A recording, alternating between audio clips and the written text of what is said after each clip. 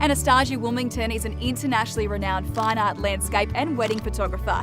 We met up with her at Point Cartwright on the Sunshine Coast to find out more about her and to see her in action. So Anna, you got into photography quite young. Tell us where it all started. Well, since I was a child, since I remember myself, I was always looking for little details, little reflections, light, and I tried to paint, and I'm astonishingly bad at it. So camera was my salvation, I think. So when shooting a landscape, what in particular are you looking for and how do you pick that spot? I think I'm looking for different interesting elements that I want to capture, something very unique. For example, on a recent trip to Japan, I photographed the Mizo Falls. It's actually a very beautiful spot.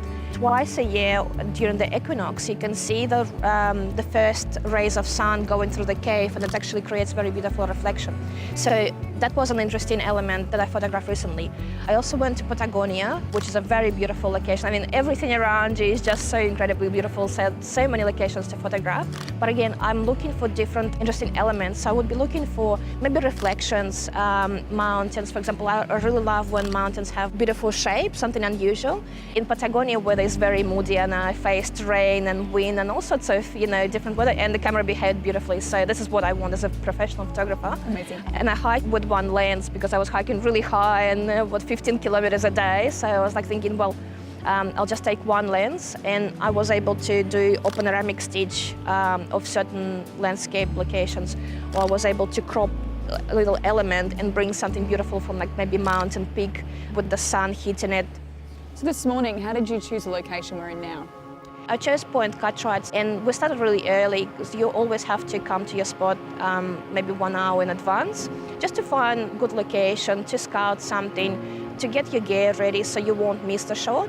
The great thing about this spot, it has a lot of different elements that you can work with. And I think as a photographer, you really want to have that variety of different things that you can play with. And we picked a time when the tide is low. So I would still have a little bit of water on the ground, and it will create beautiful reflections. And because we have texture on the ground as well, so it makes it more interesting. Rocks, and also we obviously had beautiful sunrise with the cloud and the sun coming out with the rays. So it was really interesting. I use Fujifilm GFX. It's a mirrorless medium format system. What I love about it is it produces beautiful, incredibly detailed images. It also has great dynamic range. Other medium format systems, they're quite heavy and they're very moody, which makes it only usable for studio photography. And for any landscape or wedding photographer, it's obviously, it's a must to have the gear that is lightweight with a great autofocus as well, which is important. And I noticed you were using a filter, but it's not a usual filter. For this particular morning, I picked a reverse graduated filter, which is quite unique type of graduated filter.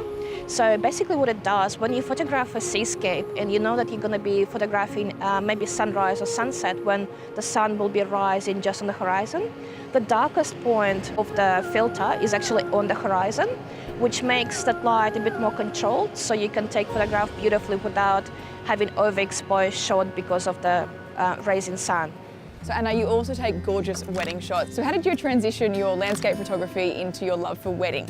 I really enjoy being with people and obviously connecting with them and creating those beautiful photographs and beautiful memories. I think it means a lot to me to be part of their day and to witness it and capture it for their families for the years to come. And you do it pretty much full time now. Yes. And then landscape on the side. So, yeah. But you're incorporating both of these elements in landscape into your wedding photography.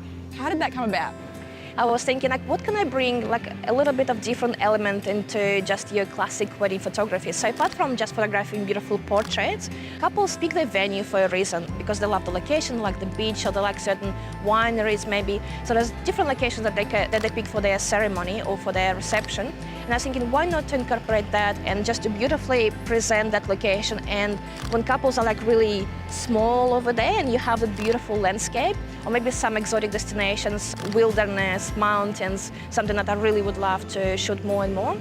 So I think I tried to bring those two elements together, elements that I love the most, and to create something that would be quite unique, aesthetically beautiful, and I really love that it's going to be their wedding photograph, and they can have it as a featured element on the wall, like really large print. Beautiful. And it will just bring them beautiful memories from the day. Nice.